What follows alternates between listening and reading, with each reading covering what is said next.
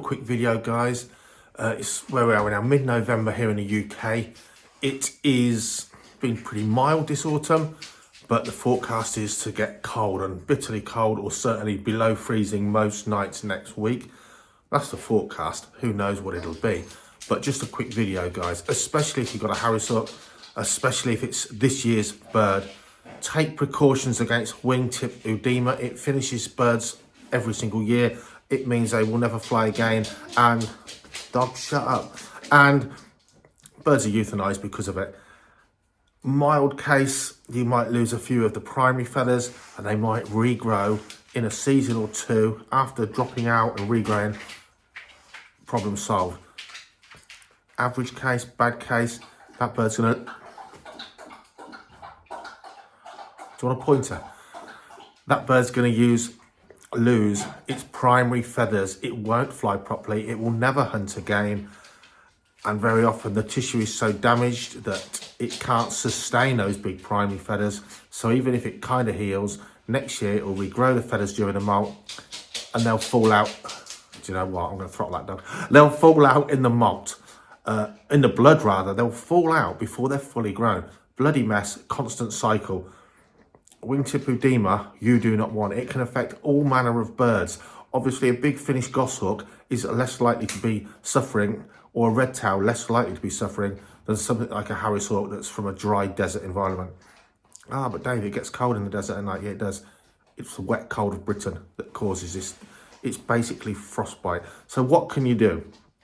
Do not, under any circumstances, no matter how tired you are after a day's hunting, put your Harris hawk away with wet and damp wings. Dry them off with a hairdryer that doesn't have a Teflon element, because the fumes of that overheating can kill your bird. If not, put them in a travel box in your house. It's not going to get frosty. They'll sort of air dry in there.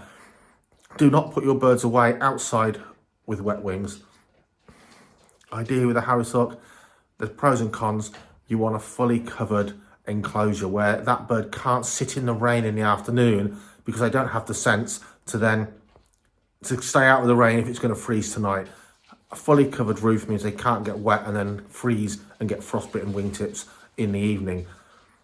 Or take down the perches in your free loft that are outside under the open roof. Take them down so it has to sit on perches under the partially covered roof.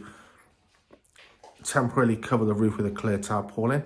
Or what I'm going to try this year on some of mine is put perspex sheeting on the area of open roof that's above their perching, but keep those birds dry when the temperature's going down.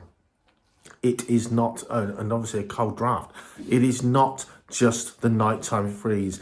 If your bird's is outside and it's wet and it's -5 all day because it's polar conditions, it can get wingtip in the day just as much as, of course, at night. If the bird's baiting, constantly baiting for whatever reason, onto hard frozen ground, it can get wingtip edema. If the bird flies into a branch and whacks its wing, you may not even notice, and then it freezes tonight, even though it's dry, it can get wingtip edema. You can't always prevent it, guys, but you certainly can do a lot of prevention to try and mitigate this. This is a real serious thing. No more serious than if you keep Harris hawks, and especially first year birds. Keep those birds dry if it's going to be below freezing. Seriously, especially if you're flying those birds sharper than they need.